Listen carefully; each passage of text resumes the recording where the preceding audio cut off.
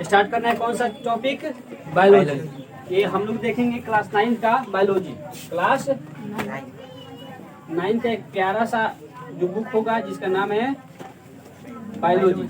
इसमें का हम लोग देखेंगे चैप्टर 1, है ना। तो सबसे पहले हम लोग जानेंगे बायोलॉजी के बारे में। किसके बारे में? बायोलॉजी के बारे में। किसके बारे में? बायोलॉजी। तो देखिए सबसे पहले हम लोग देख लेते हैं बायोलॉजी का इंट्रोडक्शन। बायोलॉजी का इंट्रोडक्शन, बायोलॉजी क्या है, बायोलॉजी किसको कहते हैं, इसके पिता कौन है, इसको कितने भागों में बांटा गया है, इत्यादि इन सभी चीजों के बारे में जानकारी अध्ययन कर लेते हैं। ठीक है, तो चलिए इसका नाम क्या चीज है? BIOLOGY। इसको पढ़ते हैं बायोलॉजी। हिंदी में इसको कहते हैं जीव विज्ञान। क्या कहते हैं? जीव विज्ञान। जीव विज्ञान कहेगा इसको बायोलॉजी कहता है। बायोलॉजी, बायोलॉजी या बायोलॉजी उससे कोनो अंतर पड़ने वाला नहीं है। हिंदी में इसको जीव विज्ञान ही कहा जाता है। किसी को दिक्कत? देखिए इसके बारे में अगर हम लोग अध्ययन करें थोड़ा सा और डीपली में चले तो देखिए बायोलॉजी जो है क्या जीव विज्ञान हो गया है, जीव विज्ञान होगा। क्या होगा? जीव विज्ञान। इसको हिंदी में क्या कहेंगे जी? जीव विज्ञान। देखिए जो बायोलॉजी के बारे में थोड़ा सा और जाना जाए तो इसमें 2 शब्द है। बायोलॉजी में कितने शब्द हैं? 2 शब्द है। पहला कौन शब्द है? चलो पहला शब्द है बायो। पहला शब्द है बायो और दूसरा शब्द है लॉजी। क्या है? लॉजी। पहला शब्द है बायो, पहला चीज क्या है? बायो और दूसरा शब्द है लॉजी। बायोलॉजी का निर्माण जिसमें पहला शब्द है बायो तथा दूसरा शब्द है लॉजी, इन 2 शब्दों से मिलकर बायोलॉजी का निर्माण हुआ है। जिसमें बायो का अर्थ होता है सजीव। बायो का अर्थ होता है सजीव, सजीव या जीव, सजीव या जीव। जिसमें लॉजी का अर्थ होता है अध्ययन। क्या होता है? अध्ययन। क्या होता है? अध्ययन। अब तो समझ में आ गया होगा कि बायोलॉजी किसे कहते हैं। तो बायोलॉजी हमारा क्या चीज है जिसमें जीवों का अध्ययन किया जाता है, उसी खंड को हम लोग क्या कहते हैं? बायोलॉजी।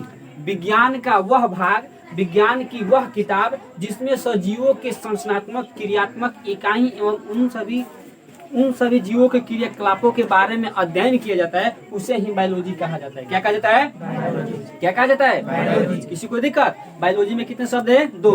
पहला है बायो, दूसरा है लॉजी। इसमें बायो का अर्थ सजीव या जीव तथा लॉजी का अर्थ अध्ययन। लॉजी का अर्थ अध्ययन। किसी को दिक्कत? आगे बढ़ा जाए। अब हम लोग देख लेते हैं बायोलॉजी का पिता। बायोलॉजी का पिता, तो देखिए बायोलॉजी के पिता हम लोग अरस्तु को बोलते हैं। किसको बोलते हैं? अरस्तु। फादर ऑफ बायोलॉजी अरस्तु। फादर ऑफ बायोलॉजी अरस्तु।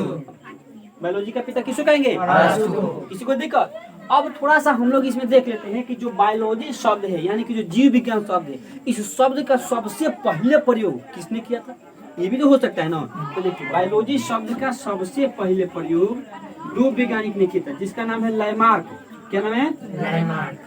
लैमार्क तथा ट्रॉवीरेनस। ट्रॉवीरेनस, लैमार्क तथा ट्रॉवीरेनस, इन दोनों वैज्ञानिकों ने मिलकर एक ही साथ बायोलॉजी शब्द का प्रयोग किया। वो किए थे 1801 या 1802।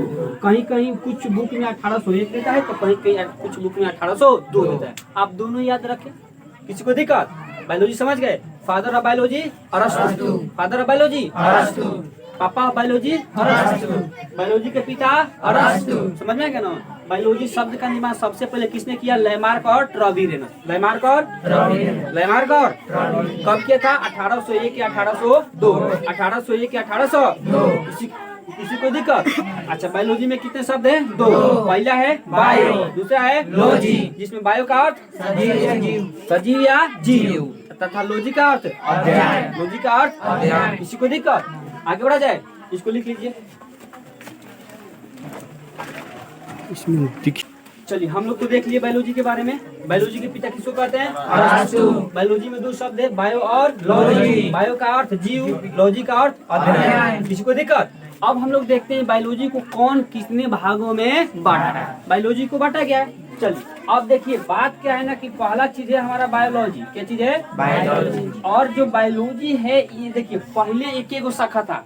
जितना जीव था वो हरा पेड़ पौधा भी जीव है, मानव भी क्या है? जीव है, कुत्ता शियार भी जीव है, हाथी भी जीव है। तो सभी जीवों को पहले केवल और केवल बायोलॉजी में ही पढ़ा जाता था। लेकिन कुछ दिन आया, कुछ दिन बीता, अब बीतने के बाद बायोलॉजी को 2 शाखा में बांट दिया गया। बायोलॉजी कितने शाखा में बांट दिया गया? 2। कई शाखा में? 2। देखते हैं हम लोग दोनों शाखा कौन कौन से। देखिए पहला है जूलॉजी। अच्छा जू देखें आप लोग, जू पटना जू, यहाँ जू, वहाँ जू, कई को नाम का होता है ना। जू मतलब क्या होता है? चिड़ियाघर। जो मतलब चिड़ियाघर। इसमें जूलॉजी मतलब इसमें जीव जंतु के बारे में। चिड़ियाघर में क्या होता है? जीव जंतु। तो जूलॉजी में क्या पढ़ेंगे? जीव जंतु। और एक होता है बोटनी। क्या होता है? बोटनी। तो बोटनी में हम लोग पढ़ेंगे वनस्पति के बारे में, ठीक है ना।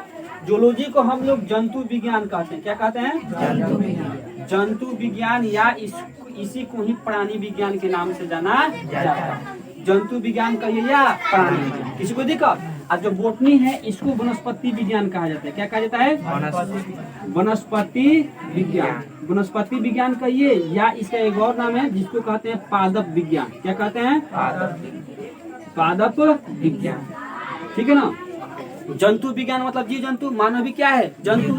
कुत्ता भी क्या है? जंतु। बिलाई भी जंतु, हाथी भी जंतु, मूस भी जंतु, किसी को दिक्कत। तो इन जितने सारी जंतु है ना, सारे जंतु को हम लोग पढ़े किसमें? जूलॉजी। किसमें? जूलॉजी। और आगे बोटनी मतलब इसका नाम में देखिए पादप विज्ञान। पादप मतलब पेड़ पौधा, या वनस्पति विज्ञान, वनस्पति मतलब पेड़ पौधा। समझ में आ गया ना। तो इस क्षेत्र में बायोलॉजी की दो शाखा। कै गो शाखा? दो गो। कै गो बेटा? दो गो। पहले का जूलॉजी, दूसरा बोटनी। जूलॉजी में पढ़ेंगे केवल सजीव के जंतु के बारे में। जंतु जो स्थान अवगम चेंज करके इधर उधर आ सके जा सके वही क्या कहलाता है? जंतु। समझ में आ गया ना। अब पेड़ पौधा जो कि अपना स्थान चेंज नहीं, किसी को दिक्कत। अच्छा, इन दोनों के पिता के बारे में देख लेते हैं।